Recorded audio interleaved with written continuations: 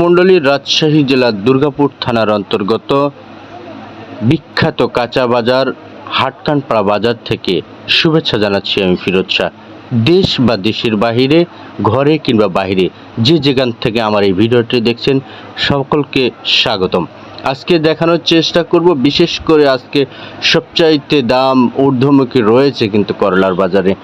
বিশেষ করে টানা কয়েক দিন ধরেই কিন্তু করলার বাজারে আগুন ধরেছে।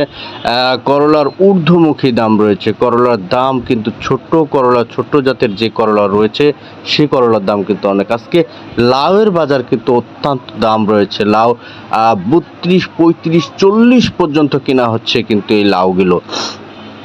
আজকে সর্বোচ্চ দামে কিন্তু লাউ কেনা হচ্ছে 32 টাকা, 35 টাকা, 40 টাকা। ঢাকা শহরে এটা যেতে যেতে কত টাকা পিস পড়বে আন্দাজ করেন। পটল রয়েছে 1200 থেকে 1400 টাকা মন বিক্রি হচ্ছে আজকে এই পটলগুলো।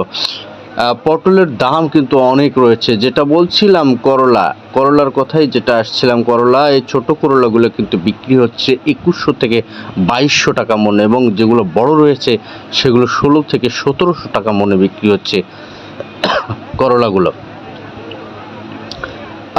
চোখে পড়ার মতো ছিল আজকে হাটকানপাড়া বাজারে জনসমাগম এবং বিক্রেতাদের আনাগোনা। এই সিমগুলো 65 থেকে 70 টাকা, কটরা সিম বলা হয়, বিক্রি হচ্ছে 65 থেকে 70 টাকা কেজি বিক্রি হচ্ছে। সাজনারও দাম রয়েছিল 70 থেকে 80 টাকা কেজি, কিন্তু এই সাজনা বিক্রি হচ্ছে। বড়ার দাম কিন্তু অনেক রয়েছে, দেখতে পাচ্ছেন অনেক সুন্দর বড়া।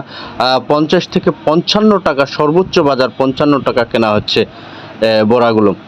মূলত এটাই ছিল আমার রাজশাহী দুর্গাপুর জনপ্রিয় কাঁচা সবজির বাজার থেকে সর্বশেষ আপডেট। আজকে সোমবার, এমনটাই ছিল রাজশাহী দুর্গাপুরের কাঁচা সবজির বাজার থেকে। ভালো থাকুন, সুস্থ থাকুন, সবাইকে ভালো রাখুন। দেখা হবে নতুন কোনো ভিডিও নিয়ে, নতুন কোনো স্থানে। আল্লাহ হাফেজ।